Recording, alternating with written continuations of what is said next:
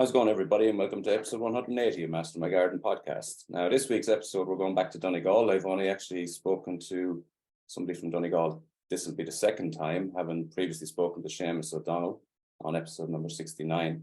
And this week, I'm talking to Gareth Austin. Now, as an intro, this could take a couple of minutes. I'm going to take a deep breath. Gareth is originally from Scotland. He moved to Ireland to work in garden centres back in the early 90s, I think.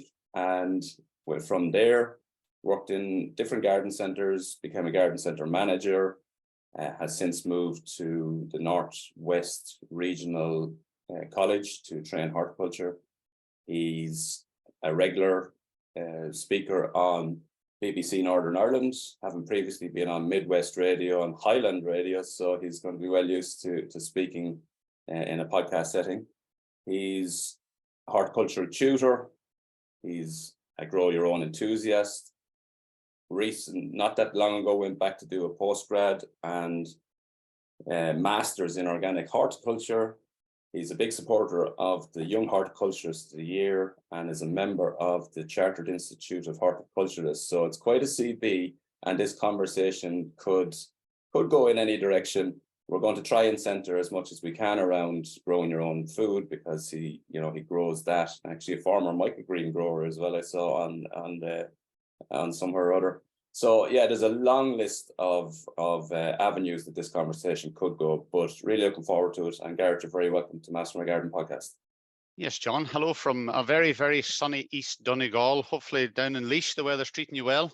Yeah, something similar. And I suppose we were texting last week as you were on the way to Bloom, and I don't think there's probably anywhere in Ireland that's nicer if the weather's like that than Donegal. So no, I left Donegal that day of Bloom on the Thursday. I'd left Donegal and the sun was splitting the rocks, and I got down and we parked in Phoenix Park and I had to get my jumper. It was one of the few instances I've drove from the northwest to the east, and it's got colder as I got further down. When we went past Monaghan, it got far cold, and we got past Monaghan and we got here to Phoenix Park and there was grey clouds. Then I got the jumper then at the minibus. So I was there with a group of students and I got the jumper at the minibus and I started walking around. So It was one of the few instances that way. But I always think when we come down the country, we're always getting a bit more sunshine. And I watch you've a very, very good YouTube channel, and I watch away at the videos and I always think, them guys down there don't know what it's like to see rain and to see hardship. All I just see is this lovely fertile flat ground with lovely sunshine. And I'm thinking, these boys don't know how lucky they have it until you've gardened on the far west coast of Ireland, whether it be West Cork or West Galway or West Mayo or even up in the northwest. You've not properly gardened, John. Yeah, and there's no doubt, like in terms of wind and in terms of rainfall and number of days rain, Donegal gets its more than its fair share. That's it. We're in East Donegal, which is the driest part of the county, and we're looking here an average rainfall of about, say we get about 1,400 mils. Right. And you're down the country there in Laois, and I'm guessing you're probably on about 800 or 900 mils or something. Funny enough, typically in this area, Oak Park is not that far from me, and that's probably around where they're at, around 900 mils or thereabouts. In this area where I am is a little bit higher. We're on a sort of it's what they call the Castlecomer Plateau, slightly higher. We're quite a bit above sea level, quite cold, and we do get quite a bit of rain here actually. So it's surprising, and it's not that far away. Oak Park is only 10 minutes drive, but it's amazing the difference in 10 minutes. Because I said we get the rain here, and then when you go west of the county, you're then into pockets there where you're getting 24, 25, 2600 mils of rain. And then our pH here is typically in the sort of high fours. Right. So we've been in high fours. You might be lucky enough to get a bit in the maybe pH 5.5. So we've got, lots of rainfall, acidic, lots of iron in the ground as well. It is challenging. It is whatever you want to grow. If you can do it in Donegal, that is fierce easy to replicate anywhere else in the country. Yeah, and as well, our challenge here is late cold. That's our challenge, which I guess you probably won't get as much if you're not getting late frosts, very late frosts. Now we in terms of frost days, like again, it's one of these things is we would say this with students, and I see it in your own content you produce as well, is people need to pay attention at their own space. So pay attention in your own garden and record frost dates, record your soil temperature. You know, really study your soil temperature through an entire first year in your garden, your 10th year, whatever year you're in your garden, and see, well, where does my soil get above 6 degrees? When does my soil get above 12 degrees? When am I going to have consistent last frost? So we can say here, like by late March, we'll be consistently 10, 11 degrees by late March in terms of soil conditions. And then in frost by the 20th of April, you know, we're very, very unlucky to get a frost day after the 20th of April. Wow. And that's, that's a full month minimum ahead of us with our last frost date. Now this year actually has been different because we didn't get any late frost really. But last year we got really warm February, quite a warm March. April was a bit mixed, but then a really hard frost on the last week of May last year, something like the 26th or something around that. And it absolutely fried everything. It was really heavy frost, and that's not uncommon, you know, so it's we had, during that COVID year, we had a hard frost. It was the 20th of May, because I can mind, it sticks in mind, because I can mind recording it as a wee date and it's sticking in the back of my throat, because I lost all the tops of the early spuds, I lost all the pumpkins, I lost all that kind of early stuff. I lost with that. Right. It was just 2 nights where it was very cold, but that for us would be very unusual. Yeah. Whereas more the persistent rain, like for us, like in August, if we have, you know, if we have 8 days in August where it doesn't rain, like that's a good month. Yeah. And so then obviously you have the heat and you have the moisture and you're getting disease problems. But like, you know, people are rushing and they'll buy a polytunnel and they'll buy a glass house, but people will not spend, I'm going to say they're not spending €9 on a soil thermometer. So it's that kind of basic gardening kit, you know, a wee bit of soil thermometer, record your soil temperatures, make a wee note on your phone, your iPhone, whatever device you have, of your frost days.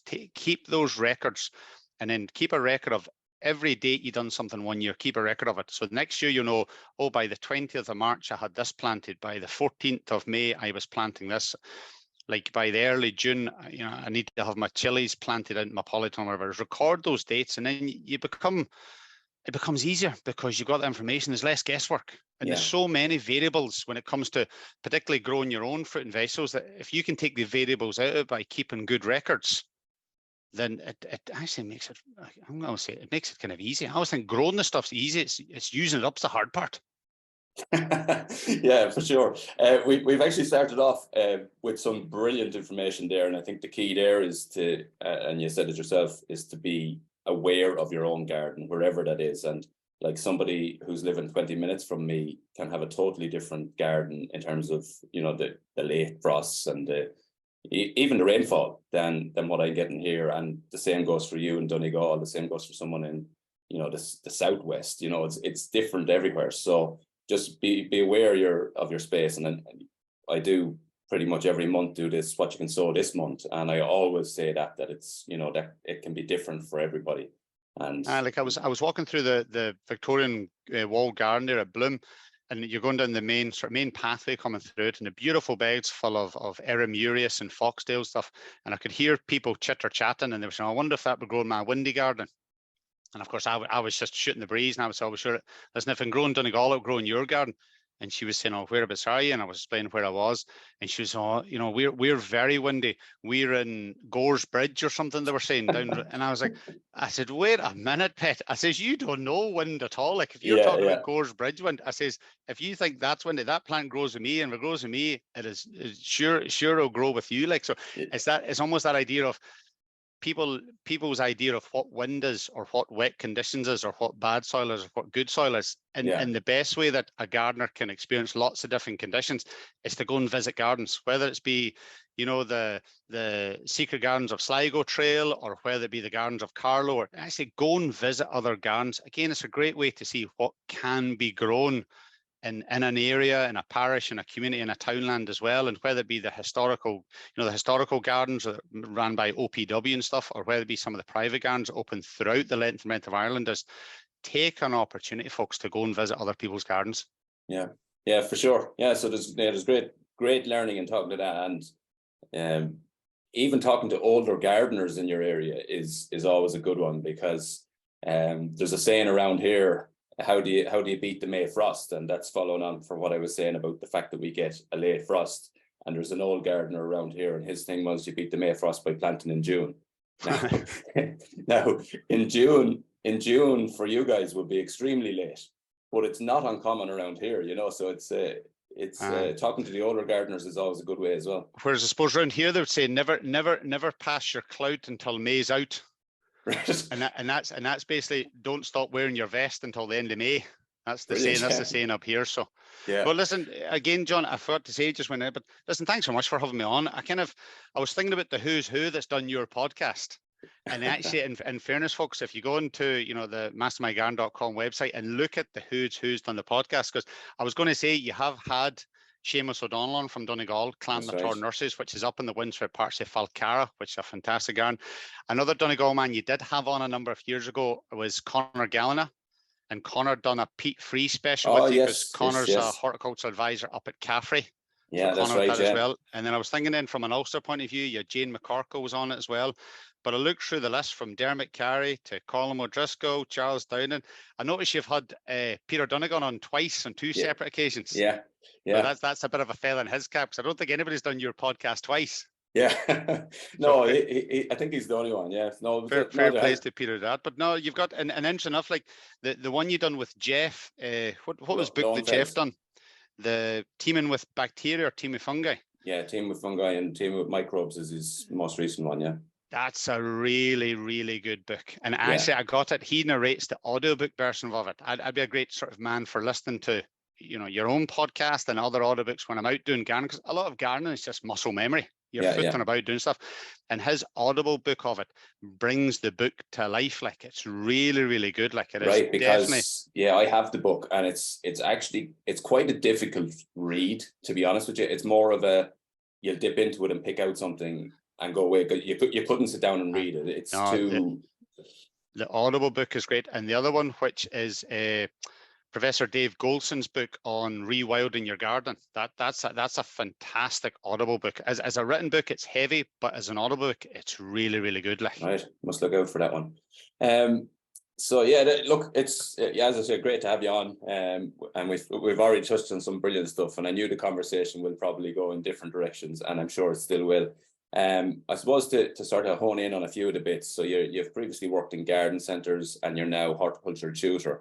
And the bit I really want to hone in on, as part of that horticulture tutor, I know you were down in Bloom last week with students, and you like to do that type of trips with students.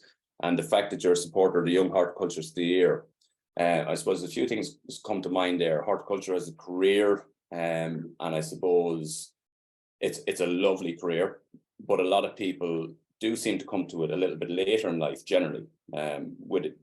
Years ago, young fellas and young girls came into it, but then there was a period where it was very hard to get young people into it and very hard to keep young people in it.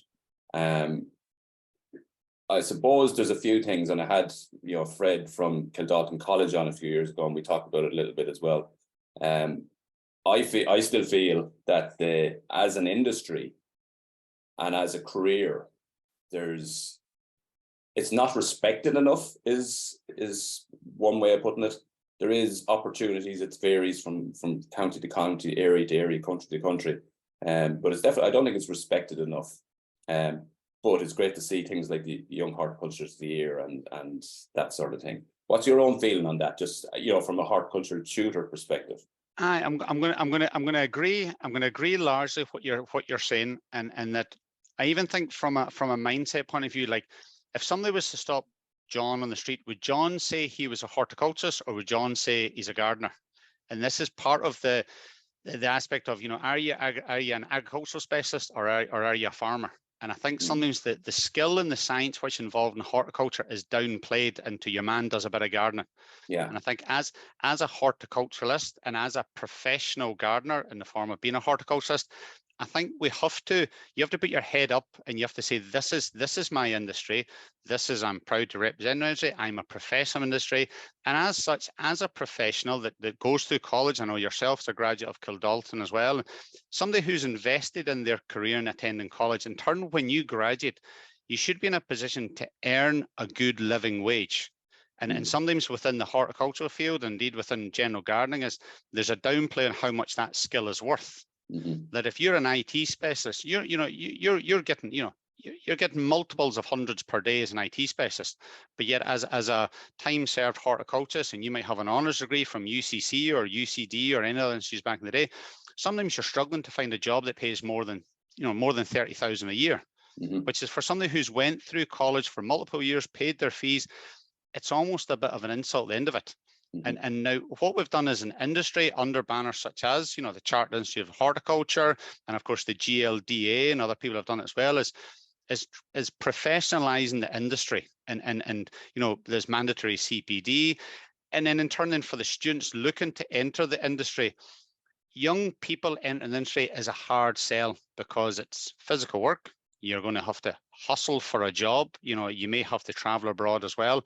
Agriculture gets more first-year students than what horticulture does. We're still seeing in horticulture people that have it as a vocation, so they might be on their second or third career. And those are fantastic people to see. Even Carol Marksy, you've had them before with Born Bia. She was a mature student going back to the botanical gardens as well. So a lot of people do a job from college or from school. They do that for a certain period of time, and then they're looking out the office window a lot, and they think, I just want to be outside. I just want to be outside. And then they then go and retrain, and then they become a horticulturist, and then they're like, they just want to preach about it to everybody. They want to tell everybody how their life has changed and how their life has got better through reskilling and doing horticulture for a living. As a tutor, we would see that consistently. We see an awful lot of second career people and third career people coming through the doors to get skilled and looking for qualification. And as a tutor, they're wonderful students, John. They are wonderful students because they're coming to you with stories and tales and life lessons, and what they're looking for is they might be looking for the qualification, they might be looking to hone their learning a wee bit and maybe dial in a few little wee parts of it and really expand that knowledge. But they are a joy to teach, John. They are an absolute joy. And the Young Hort competition does well every single year, so that's open to everybody under 30 can apply for that. Generally, the first round is held online. We do the regional final down in the Botanical Gardens at Glasnevin. And then from that, then winners go on then, because the Chartered Institute of Horticulture is Ireland and a UK organisation. So then the grand final then is held over, like say this year, it was over in the Cambridge Botanical Gardens. So it's a great achievement for the winner here to go over, represent Ireland at the grand final. It's held in the Botanical Gardens there. It's very prestigious. There's a nice bursary fund to be won at it as well. And for their CV, anybody who's done well in that competition in terms of a finalist has went on professionally and is achieving great things. So again, Conor Gallina, you had on recently. Conor Gallina was runner-up 1 year in the competition. He's academically doing wonderful work now up at Caffrey as well. Yeah. So and for people to engage with the Young Hort competition, generally starts off in February every year. You don't have to be a member of the organisation. It's appreciated that a lot of people that are applying for it may be working or being involved in horticulture, but some people take part in the competition that they work somewhere else to do something else, but have a real interest in horticulture and gardening, and they take part in the competition. And we've had regional finalists before who necessarily aren't working in the industry, but they would like to work in the industry at some point. And the whole competition is free for people to participate and engage in. Yeah, brilliant. Yeah. And the criteria for entering it, obviously under 30, but in terms of what's the next criteria? A pulse. No, you have to be under 30. You have to be able to engage with the competition and take part in the competition. So, as you join the competition, you're asked, can you take part if you win in the regional final on this date? And can you take part in the grand final on this date? So you've got to commit to taking part in the finals if you get through the first round of competition. But no, you have to have a good, strong, keen interest in horticulture and gardening. You perhaps like doing a bit of competition work, because there's parts of it where it's buzzer questions, and then there's other parts of it where you've got plant identification and pest and disease identification, weed identification. So, but not really, really good event. And, thankfully it's well supported by Board Bia and by Chagas as well. So we hold it down in the Botanical Gardens, the regional final, and then like even down there, and we're talking about education, we will eventually get over the line with the new horticultural apprenticeship. That will eventually get off the line. It's a long, that'd be great. it's a long way in the making, and through apprenticeship.ie and Generation Apprenticeship, there's more focus from the from the Irish state to develop more ranges of apprenticeships. And the arboriculture apprenticeship, which is held up in Galway, is booked out for the next 2 or 3 years. That's doing excellent work up there with Galway. And if we can get the horticulture apprenticeship over the line, you know, that'll be trailblazed then down in the National Botanical Gardens, and that'll be a wonderful addition to our industry, John. Yeah, for sure. Yeah, absolutely. Because there's apprenticeships for almost any other trade, and it's a real miss that we don't have that. It's interesting to hear your thoughts on it, and interesting your very first words there. Do you classify yourself as a gardener or a horticulturist? And I think that is a key point of it, because there's, you know, when it comes to, you know, the daily or the hourly or the yearly rate of pay, Asher, your man down the road does a bit of gardening, or I'm a craft gardener, I'm a fully fledged horticulturist here, and that's a big difference. And well, like a personal question for you, John, is when your children were getting registered, what was your occupation on their farm? Yeah, horticulturist. Yeah. And you probably had to spell it. Because it's such a rare thing when you say I've been called my time. I've been called a market gardener. I've been called a market gardener. I've been called a horticulturalist. I've been called a gardener. I've been called a horticulturalist. And you have to spell it to people as well. It's not something that people register as being a professional skill. Yeah, like it is a science. You remember when you were going through college and you had to learn plant Latin, you had to learn binomial names, you had to learn the equation of photosynthesis, you had to learn the equation of respiration and transpiration, you had to learn all the different, the different tier organisms that live in soil that digest organic matter. Like there's a wild pile in it, and people say, your man's handy with the strimmer.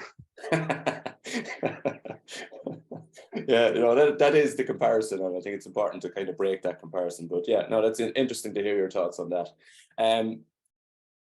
As you were sending over, some notes ahead of this, you said married with 3 kids, and it was at that point when you moved into your family home that grow your own started to become important. And I think you used the word became a grow your own enthusiast.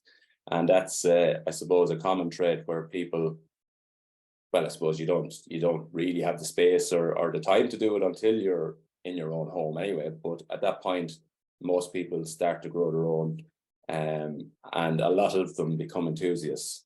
But you're gone quite big scale now on this, aren't you? Yeah. So we started off here, John, when we moved in the house we're now.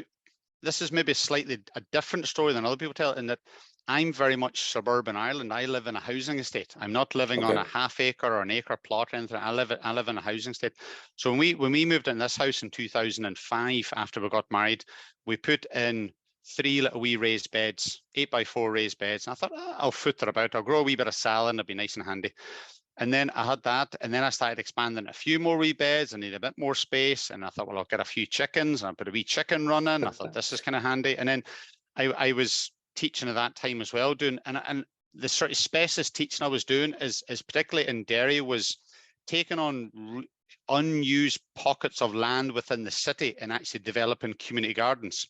Okay. So Derry is a sort of a complex town. We'll leave it as Derry's a complex town. And there's lots of wee strips of land and wee crevices along different wee places that were part of maybe a previous life the city had. And it was then taking on these spaces and maybe starting growing a bit of fruit and vegetables and stuff with residents. And at the same time as building the garden, they were getting qualifications and communication and leadership and horticulture and stuff as well. So then I was doing that, and I was replicating at home, and I was doing a bit more at home. Then I was doing a bit more community groups. And then that, for our own journey, then I thought to myself, well, I'm going to put up a polytunnel in the back garden, but I didn't want a polytunnel that looked like a kind of a crash Zeppelin. I didn't want a big monstrous thing. So I thought, well, I'll do a 10-foot by 30-foot polytunnel in the back garden, and maybe say whatever, 7.5 foot high in the middle of it. I thought, well, that's nice, tidy, nice little wee space. But of course, very quickly you fill that. So I done this thing one day where I sat on Google Images, and I was going about Google Maps in my local vicinity, and I was looking for wee pockets of land that I might be able to rent.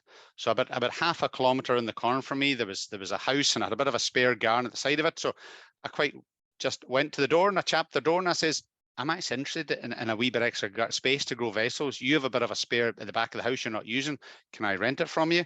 And the people went, happy days. We're not really using it.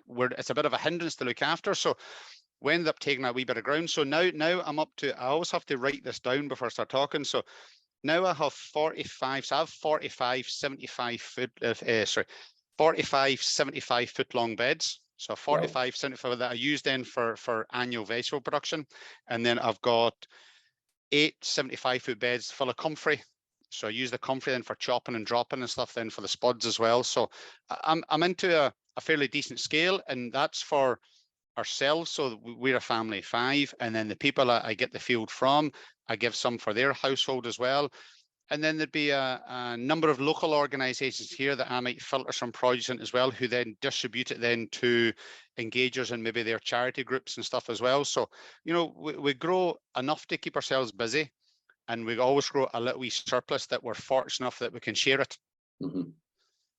So you don't have a market garden, you don't have a market stall or anything. Wow. No, no, I'm not selling any produce, but I always think it's easier to grow a load of something as to grow a small amount of something. Yeah. Like if you, and I use the example of onions. If I grow 75 kilos of onions, that'll keep us quite happy for the next 8 months in onions. Yeah. Whereas if you grow 10 onions, you'll blow through them very quickly and they're gone, and you're still having to buy, like, I know recent enough there was a picture surfacing of one of the Irish supermarkets where the onions were from Tasmania. Yeah. So you're into that kind of aspect as well, where onions is something that's very simple to grow. And then as a result of growing stuff, then I got big into the juicing. So I'm one of these big juicers as well. I know you had Coleman Power on here before, and he's obviously big into organic vegetables and organic fitness as well. So I'm a big juicer as well. So I'm juicing at the moment. Like I'm doing 8 cucumbers a week. I'm probably doing about 24 beetroot a week. I'm doing, you know, handfuls of kale every day as well. And that's how I then, in turn, I got into the microgreens. I thought, I need something to keep me going during the winter time. So I then started growing the microgreen, the pea shoots and the sunflower shoots and stuff, particularly for juicing. And then that got a bit of traction, and I started then, you know, supplying it into some local chefs and kitchens and restaurants and stuff on it as well. And then I've scaled back on that. I don't do that anymore. When my third child came along, you know, yourself, you have to kind of, there's Y's in the road, and the Y in the road was stopping the microgreen growing.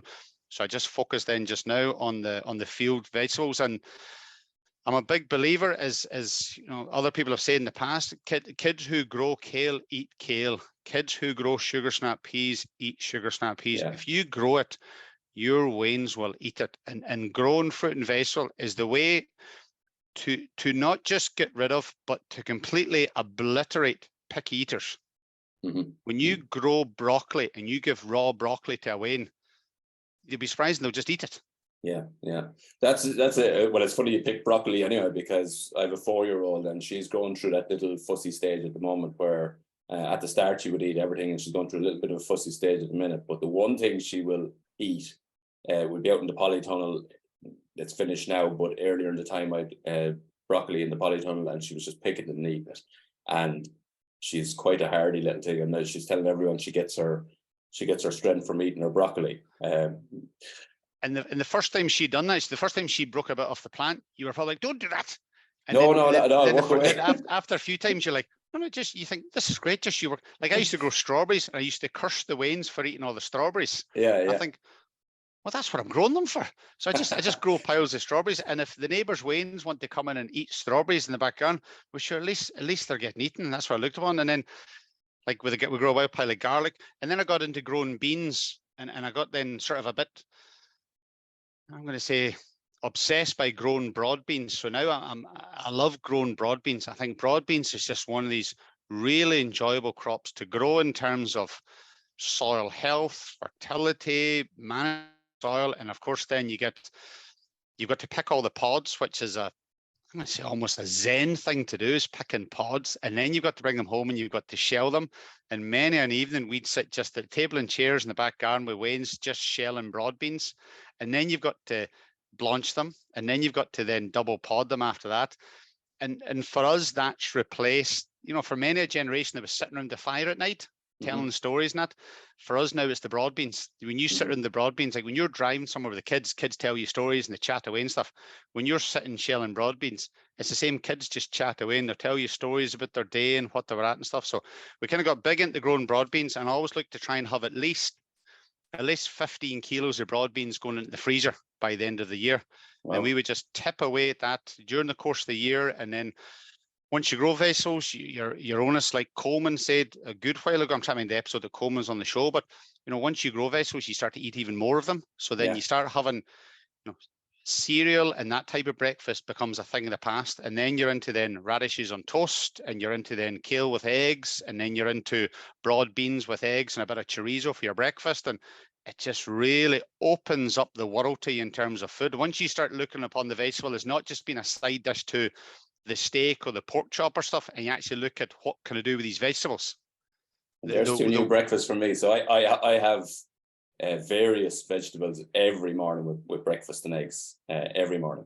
But you're after mentioning two there now that are new to me. So you said kale and eggs. Oh, kale and eggs at the moment. That's the default for me at the moment. Is four eggs and a good handful of kale wilted with it as well in the morning. Like that's the standard at the moment. Okay, so just wilted raw kale. Just wilted raw kale. What I tend to do is when I poach the eggs first in the air fryer. Then when they come out, I'll put a handful of kale into the air fryer and close that back up where we spray oil on it. Leave that just for 3 or 4 minutes in the air fryer, and then bring it out and just put it on the plate then beside the eggs and a slice of sourdough, and just eat away at that for the morning. Oh, nice. Yeah, I'm going to try that now. And then fried radishes on toasters. Again, it's a beautiful kind of French breakfast. It's just lightly fried. It's really nice. A good bit of cracked salt on it as well. It's really nice. Yeah, nice. Yeah. Just to take a tiny step back for a second, and something interesting you said. So on the podcast, we talk quite a lot about growing your own food, and a lot of the listeners grow their own food. So it's a sort of a central part of the podcast. And what you were saying about it's easier to grow a lot than a little, and 100% it is. I find, and what I sort of have been recommending when it comes to something like onions, I would say sow as much as you want, as much as you have space for. And then when it comes to something like a cauliflower, for example, I always say small amounts and do it often. Not because I don't want to share, but because 9 times out of 10, if you put 12 cauliflower in, they're predominantly going to be ready within a week of each other or 10 days of each other. And then, like, not many families eat 12 heads of cauliflower in a week. Obviously, you can freeze, and there's other ways of doing it. But so I've been kind of recommending do all your onions, say leeks, things that are going to hold for a little while. But then when it comes to a cauliflower, it's maybe just a small amount, maybe 3 plants every 2 weeks. That's kind of a route I've been going. And that's a path that'll work very, very well for lots of people. Same with the green calabrese broccoli. It's just do a little and often. Yeah. We tend to do the freezer approach. So I'll do an entire bed. So say like in a 75-foot long bed, you've roughly about 115 cauliflower going to a bed.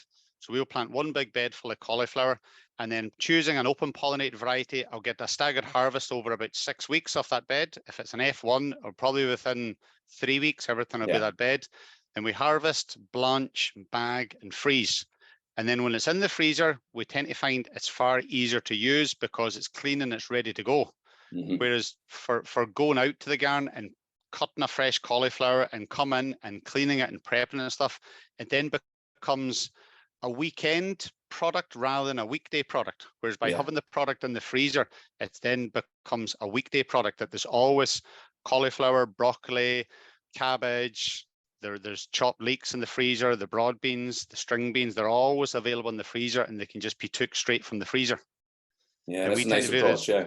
And once you've done the whole bed, you can then crop out the bed. So if your bed is 10 foot long or 20 foot long, however long the bed is plant that whole bed full of that crop. And then when that crop's out, you can then do your buckwheat or your fast growing green manure crop. And then you can transition then to the next crop. Whereas if you think, well, 75-foot long beds is very long, is make your beds, whatever size fits your garden. We try and do it from a simplistic point of view. Is every bed we have is the same size. Mm-hmm. So then every bed is 75 foot long and it's 30 inches wide, the traditional kind of North American market garden size of beds. And then we know then for every bed there's X amount of compost needed, there's X amount of chicken manure pellets needed, there's X amount of comfrey is going to be used, there's X amount of plants needed. So everything is very regimental, and it's easy to move from one to. Hey, so like, like you do the carrots, you do the winter carrots, we do 3 rows into bed for the winter carrots. For the summer carrots, we do 5 rows into bed because I want to harvest them younger and a wee bit tastier and make a lot of pesto from the tops and stuff from them. And in the Eskimos and the bigger ones, we just do 3 rows to a bed. And once you move away from the raised beds in the back garden and you move into the next level, you really need to think about your system in terms of looking after your back, because all that bending over and picking stuff up and doing stuff, like I'm the wrong side of 40 to be messing about with my back. So I want to try and do something as fast and quick and as easy as possible. So whether it's using the blowtorch as a flame weeder, whether it's using the walk behind precision seeder, we bits of tools and equipment that's correctly purchased for the job, the money you spend on that saves the payment coming from your back. And it's like the carrots. I know you do a lot with sowing carrots and stuff, but we sow all the carrots using an Earthway precision seeder. Yeah. So, you know, that wee bit of kit for $150 for the wee bit of machine, it's a good bit of money. But when you're doing 3 or 4 beds of carrots, your carrot then is being sown nice and cleanly, nice evenly spaced. Yeah. And then it's easy then to manage, to maintain, to spray with garlic and everything about it because it's been sowed nice and easily. So yeah, there's loads of questions popping into my head as you're talking there. I'm going to jump back for 1 second. Comfrey, you're growing a lot of comfrey, and you're doing the chop and drop. So you're basically sowing from seed in the springtime. You're harvesting at what point and just dropping onto your potato beds. Yeah, so the comfrey itself is there's perennial beds full of comfrey. So they were all grown about 3 or 4 years ago. I got, maybe more than that, maybe about 10 years ago, I got a hybrid comfrey, the blocking variety. I got a wee root cutting off somebody. So I planted that in the garden, and from that I must have propagated easily 500 plants over the years from root cutting from that one comfrey plant. So we grow them as perennial beds. We harvest them just as the flower stalk starts to appear in the plants. We harvest them. So that's going to be early part of May. So the spuds are planted in the ground. They're coming up through the soil. They may be poking up through the ground level at that stage. We cut the comfrey, gather as much as we can, lay that evenly over the top of the potatoes as they're coming up through the ridges. We then layer some grass clippings on top of that. As we cut the grass, we'll put the grass clippings and mulch on top of the spuds as they're grown.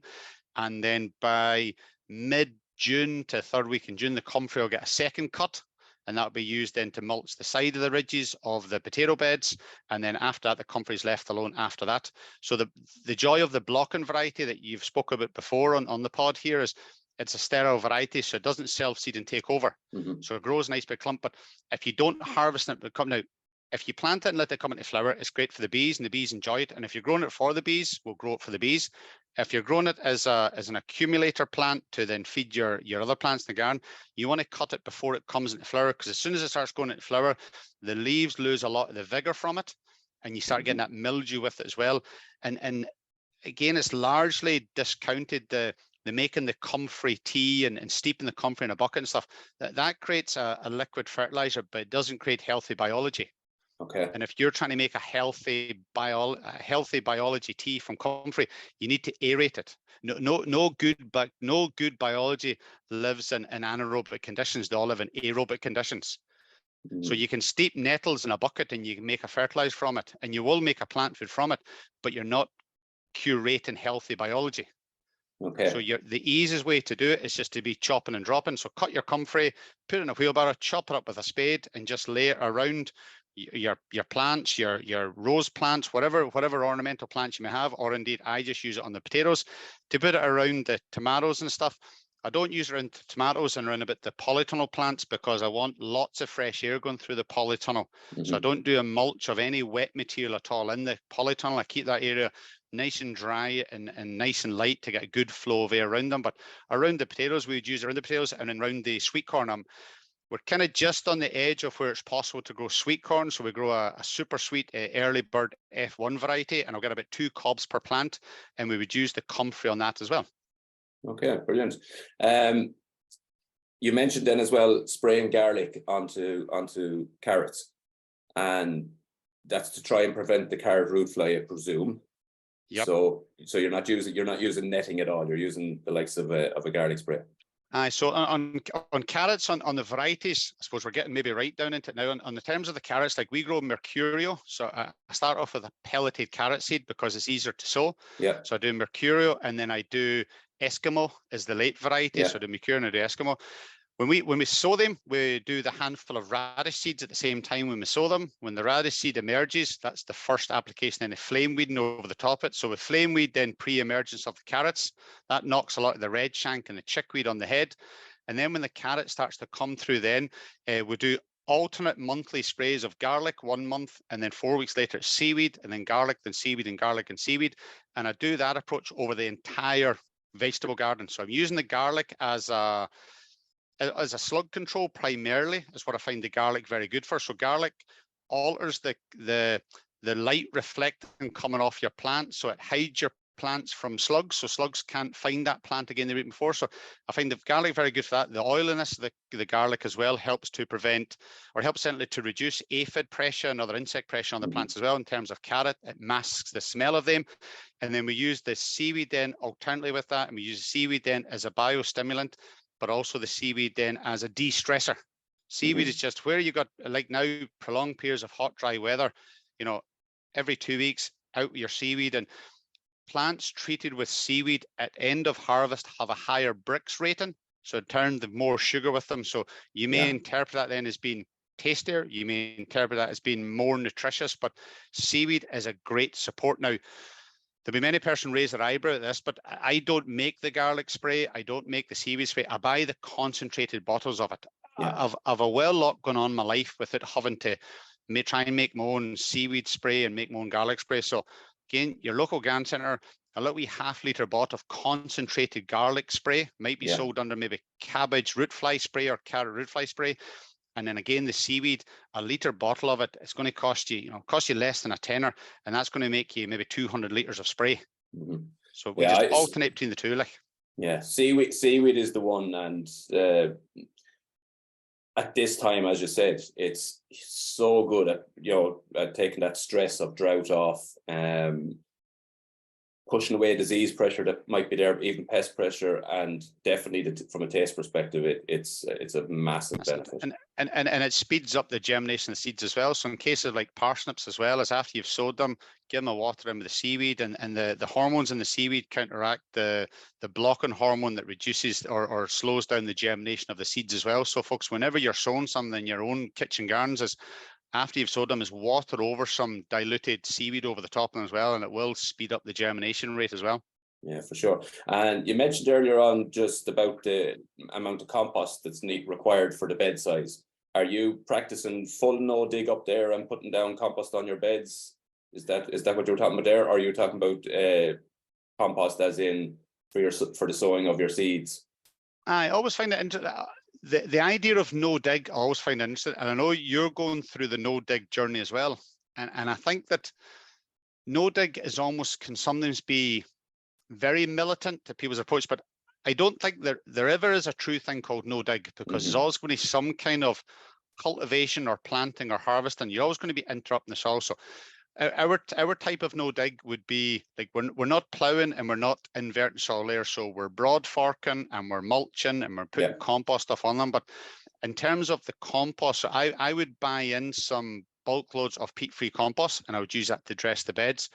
But all the beds through the winter time, the beds that aren't in production during the winter time are all going over with a Hungarian rye. So we're doing a rye catch crop over the top of them in the winter time. And then I'm chopping and mulching that early part of May, say. I'm chopping and mulching that early part of May and then covering them over black plastic. And then between every rotation, the summer months, to get a quick buckwheat crop then between the batches of it. And then each bed is getting about 200 litres of compost per year applied to each bed of the peat-free compost. And then each bed then gets initial application of chicken manure pellets, say 100 grams per square metre. And then that's getting that every 8 weeks during the growing season. And then I'm applying about 60 grams of lime per square metre to the beds as well, just to maintain my pH. And then with some of the beds, I'm increasing that up to 120 grams a square meter to try and rise, because we're working on a pH here of in the low fives. I'm currently up to about 5.7 with most of the beds. I'm gradually increasing over a period of time. So I'm increasing the application into calcium carbon to try and raise the pH. Ideally, I'd like to try and get the beds all between 5.5 and 6.5 in terms of pH. Yeah. But yeah, no, a good bit of compost, between about 200 litres of compost per bed is kind of what we're applying. So in the terms of the sort of volume of beds, when you 45 beds, it adds up into a, you know, there's a good dump of compost comes. That's what I'd say. And I'm trying to do it again, maybe with trying to cover as much sort of environmental angles as possible with it. So that's where I went with the peat-free. So we're fortunate enough to have a good local supplier of peat-free compost in Donegal here, so that you can get some, we can get some bulk worm cast compost, which is a peat-free product, and we can get a green waste product, which is a peat-free product as well. And then we supercharge that then with the chicken manure pellets. And then after the beds come out a brassica crop, I'm re-inoculating them with mycorrhiza fungi. So I'm doing a mycorrhiza fungi top dress when I'm coming out of a brassica crop. So the bed that's after the cabbage, say when that goes into then a rye cover, I'm doing a wee bit of mycorrhiza fungi dust with the rye seed to re-inoculate the ground from that as well. Wow.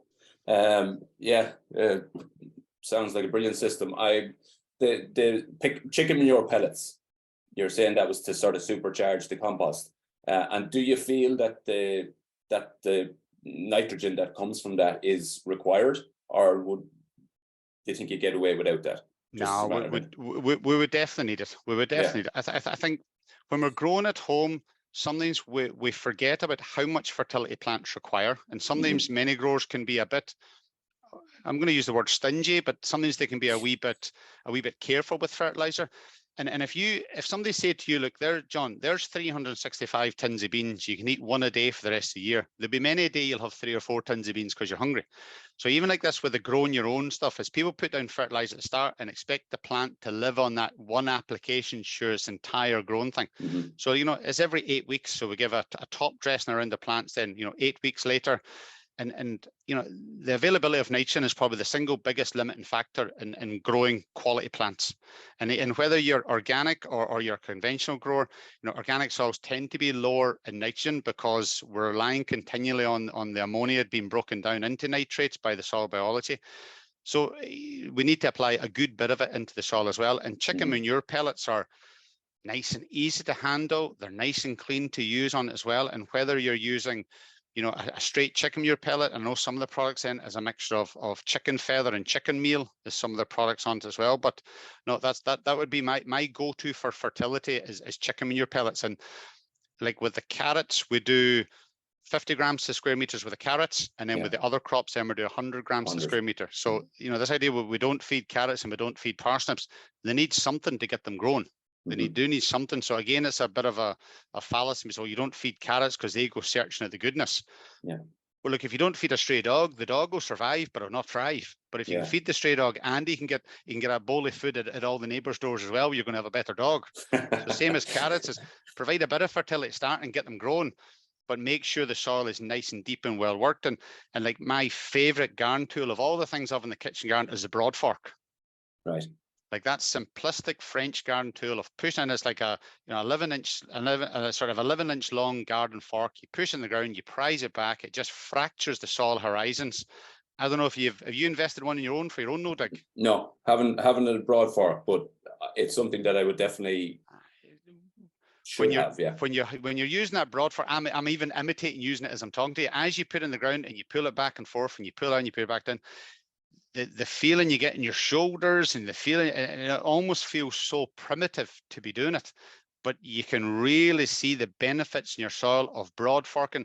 Now again, our situation here, because we've got a high silt soil, we've got high levels of iron and stuff in it, we have to keep broad forking to stop the soil from clumping on us. So I know other soils and other people do the whole mowing down the grass and the cardboard and just grow away and like that, but in our soil we have to continually keep cracking the egg a wee bit to make the omelette, and the broad fork is a wonderful tool, really wonderful tool. I can imagine that it's massively important for you there, and actually it probably will be in the no dig garden that I've created as well, just not yet because it's actually very loose at the moment. But at some point, how many beds have you got again, John? So I've put in 10 beds, 2.5 meters long by a meter wide. And that's just in the new area that I created. So, and that's, I've been recording all of that, video recording that all the way through to show the stages. So yeah, but that's a new bed, but I have a raised bed here as well. And that was predominantly where I was doing all the growing up until now. And are you doing much in the way of that kind of green manure covers yourself, the likes of the rye cover and the buckwheat? And no, none of that. A little bit of comfrey, and I'm doing quite a bit of just the grass clippings. Doing quite a bit of that even on the potatoes at the moment, and that type of thing. I think it's one of these great underused resources is grass clippings. Yeah. Like there's a lot we can, you know, as long as it's not being treated, of course, with a selective herbicide, there's a lot we can be doing with it in the garden. And too much of it is trying to make compost with it, and making compost with grass clippings. Let's face it, like that's hard work. Like, yeah. Like you're carting stuff down the hill to put in the wheelbarrow to cart it back up the hill. Whereas if we can be chopping and dropping and using it close by. Yeah, and plus you don't have the balancing in the summertime when you have all this grass. You don't have the balancing brown material, woody material to go with it, like typically. So it's not easy to get the combination right then. No, it's hard. And if you can use it like that, sprinkle it around your onions and around the sweet corn, of course, it's wonderful at conserving moisture in the ground. Yeah. You're adding the nitrogen from it, is adding into the ground onto it as well. And you know, the superficial aspect you'll get is when you put lots of grass clippings around your beds, if they put it down too thick, you'll get the odd wee slug. And you will get a wee bit of weed growth coming from as well. Because when you're chopping that grass, you're getting the odd seed and all comes through as well. But healthy weed seed numbers in the soil is a healthy aspect of feeding the ground beetles and other things that live within the soil biota. So if we're trying to make sterile soil, we're not making a living soil. And a living soil is from all that good stuff getting added into it. And that old saying that goes about, if there's not something trying to eat your plants, you're not part of the ecosystem, or there's something, it's again, I'm probably making a hames of the quotation of it, but it is in your garden. It's just about managing these wee things. Like we would have a nectarine tree and would have a well problems of red spider mite on it. And it's just a case of just managing that red spider mite. So, you know, we're hitting that with a little bit of pyrethrin spray, you know, the organic bioinsecticide. So we're hitting it with pyrethrin, and I do that about once a month. I'll do it with a pyrethrin spray just to control the numbers of the red spider mite. I know I'll never eradicate them, but I'll just control the numbers. And it's like that then with in the vegetable garden as well. Pigeons would be a big hit for me at the moment. So pigeons would be sore on the young cabbage plants. So I net them, and then as soon as I can get away from having the net off, I'll have the net off. But I have to keep netting against the pigeons. As soon as there's a gap appears, the pigeons then pummel down hard on this cabbage. But as soon as the cabbage bulk out enough, there's not any bare space around them, the pigeons move on, because they'll only land where there's easy landing space for them. Yeah. So once you get those wee nuances in your own garden, folks, it becomes pretty easy. Like it's incredible. What the biggest pest I had, I said it in the podcast a few weeks ago, blackbirds in this new garden. They're pulling the place asunder. So it's and I hear and you're probably going to have a few when we say this, but juvenile magpies can be an absolute torture in a small garden. And there'll be somebody listening to this now be thinking, I've had that in my garden, where almost kind of like juvenile or adolescent magpies will come into your back garden and they'll just pull and rip and destroy stuff just for kicks. Well, actually, I have a lot of magpies, but they're not touching any of the garden really. But blackbirds, oh my God. And I have there's a wildflower meadow out the front here, and just the amount of birds generally on that is phenomenal. It's actually something that I sort of half knew it had happened, but I didn't expect it to have the effect that it did overall. The amount of birds that have come in because of that wildflower meadow, which is not something you think about. You think about the bees and so on, but the birds coming in on that is incredible. No, we're the same. Around the outside of our vegetable garden, and it's all really quite thick, overgrown hedgerows around the side of it. So there's loads of cow parsley just going to flower at the moment. Yeah. I've loads of blackberries. I've loads of borage in the hedgerow. So there's loads of nettles. You get loads of life in the out parts of the garden. But what I try and do is 2 meters around the vegetable blocks. I try and keep that grass nice and short. I found if the grass gets too long around the vegetable garden, the predation then by slugs and snails dramatically increases. So I keep the bit around the vegetable gardens nicely, cleanly clipped, nice short grass cut on a weekly basis. But the rest of that, I leave it kind of nice and wild. And I was doing a talk maybe a month or more ago into a local beekeeping group, and it was actually about the neurotoxins you get in wild rhododendron, this kind of stuff. And then what I was asking the beekeepers is, one of the questions I posed them is, what's the most common flower detected in honey? And I've done it as an open question. Of course, the suggestions were, well, cornflower, daisies, clover, this type of stuff. But there was a recent academic piece published in 2021, and the most commonly detected flower pollen in honey is, I'm going to ask you to make a comment now, John, before I give you the answer. I was going to say whitethorn or bramble, one or the other. I said bramble. Brambles is the most common detected pollen strand, and this Ireland and UK wild sample of honey was the blackberries. Whereas when we think about bees, we never think about planting blackberries. We think about flower stuff, but no, blackberry is number one, white clover was number two, and then amongst the trees it was willow, and then you'd be sycamore then as well. So the willow and the sycamore were higher up the order than the crab apples and the apple blossoms and stuff like that. But yeah, blackberry. So if you're looking to benefit bees around your garden, is blackberries. Not wildflower meadows. I say blackberries. They just love blackberries, and that borage, and I dare say you would grow some borage as well. Borage is fabulous as a short sort of blast of forage for bees, because the flower itself will refill 2 or 3 times every day. So when you have a clump of borage and flower in the garden, the bees are just constant. For that kind of 3-month window, they are constant. Yeah, for sure.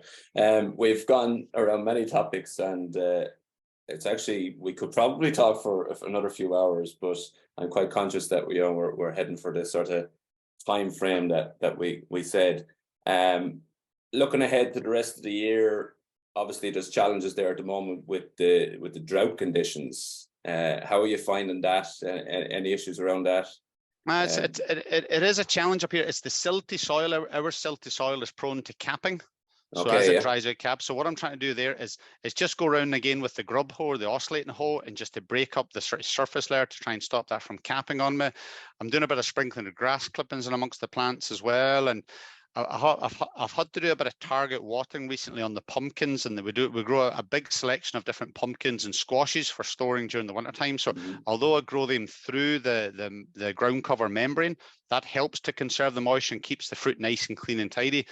But just where that is, I've got some large poplar trees, so I've had to do a wee bit of target watering for that. And the advice, if you're going to water your garden, folks, is think about what you have to water, how much water you should be applying, and the times of days you should apply it as well. So like for me, it's getting up early, trying to get it done before 6 o'clock in the morning, try and get all the watering done so the plants can get a good big drink. Excess water then evaporates off, we get less slugs and snails. And in terms of volume of water as well, as 5 millimeters to the square meter is plenty of water for plants. If you're watering your plants, folks, and the water's run down the street, well, you're applying too much and you're wasting it. So it's even like when people set up a sprinkler, I was saying, well, how much water's land on the ground? And so the sprinkler wets the ground. And I'm saying, but you've not answered the question. How much water's come to the sprinkler? So it's actually even putting like a tin can or something on the ground beside your plants, and after an hour stopping the sprinkler and actually measuring how much water's come out of it. Because some people think there's a well volume of water coming out, and other people think there's not. So so we're a wee bit of target hand watering. Hopefully now, fingers crossed, as we record this weekend here, we're forecast a little bit of rain this weekend. We might get 3 or 4 millimeters of rain this weekend, but on the rain gauge, we've not recorded any significant rainfall for about a month up here in East Donegal, and bar the sort of heavy morning dew that's perhaps keeping the plants alive. But when we sowed the carrots and things, we water them in, and then we fleece them over to try and conserve the moisture in the seed. And that's got us a really good, strong germination by doing that. There's not dried out as much. But it's challenging. And I dare say for yourselves down there, it's probably equally as tough, John, is it? Yeah, similar to that. A little bit longer, actually, since we've had any rain of any sort. But funny enough, the dew is that we've had really heavy dews over the last couple of weeks, and it is helping a little bit, but like even to the point where some of the water coming off the polytunnel is actually filling up a little bit from the dew. That's how heavy the dew has been. Now, not a huge amount, but it's surprising. You wouldn't expect it to be that much. But no, it has been dry for a long time, and a little bit like that. Our ground here is heavy. It's not silty, but it's heavy, and it does cap very quickly. So there's probably a good bit of moisture underneath, but it can cap and get very dry on top. So we have a bit of that, yeah. And we're not forecast rain this weekend at all. In fact, right through to Yeah, right through to next week, we're still looking like no rain. So no, it's fabulous, because in the polytunnel it's difficult. Like, we would run a drip irrigation system in the polytunnel, and we have that set up at the moment to come on six minutes every 6 hours. Is what that's coming on the polytunnel. So that's keeping, you know, the tomatoes and the cucumbers and the aubergines, is keeping all that kind of stuff nice and happy. So I'm not getting any bolt and lettuce yet. I'm not getting no bolt and beetroot and stuff ready in that. But even within that, within the polytunnels, we try and pack the plants in. So I'm doing a bed of tomatoes down the middle of the 30-inch bed, and then either side of that I'm doing maybe a row of lettuce, and maybe a row of lettuce either side of it, or a row of scallions either side of it, or a row of beetroot inside of it, having as much root mass as possible in the ground. If you have a good heavy planting in the ground, that actually stimulates biological activity in the compost and in the soil, which increases the water holding capacity of compost. So people think, well, I'll put less plants in and I'll have to water less, but actually getting just a right balance of enough plants in, because as you would know, John, a polytunnel is expensive real estate. And if you're not maximizing it, well, listen, you might as well clear some of it and just put a chair and a radio in there and just sit and relax. So it's putting a good bit of stuff in there. But you know, 150 euros spent on a battery controlled drip irrigation for a polytunnel is really good money spent. Like, because many a weekend you don't want to be, you know, you don't want to be at football training with the kids, think, oh, I have to really get home and water the polytunnel. Yeah, you want to be there, present as a parent and engaging with the kids. And you know, the irrigation system looks after 75% of the water, and you just have to come and do a wee bit target hand watering. Then again, it's not an easy alarm to get up to, but it's that alarm early in the morning, being really strategic with your watering it, because I think we are looking down the line of some kind of water restrictions. Yeah, without a doubt, it's heading that way now.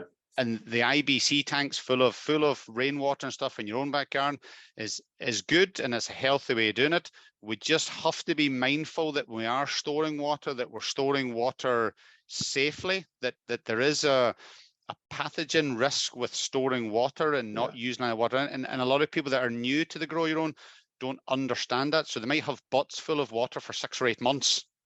Whereas really you're looking to try and, you know, flush them a bit more often, a bit quicker, and making sure those tanks are nice and clean. And I know from a sort of semi-commercial point of view, it's good practice to get a bit of that water tested now and again. So many of the online laboratories will test water for you to make sure it is safe to put on products which aren't going to be cooked before they consume them. But it's great to be talking about too much sun. I think it's a great subject to be talking about, and we should have this every year of almost this complaint about being too hot and too dry. It's a wonderful conversation. Where I came from, Edinburgh, where it's colder and drier, I mind moving to the west of Ireland and County Mayo and seeing cordline trees, and I'd never seen a cordline tree not used that wasn't in a summer bedding display. Right, yeah. So this idea that you had cordline trees outside, and that privet hedging was evergreen. I never knew privet hedging could be evergreen. It was always deciduous for me.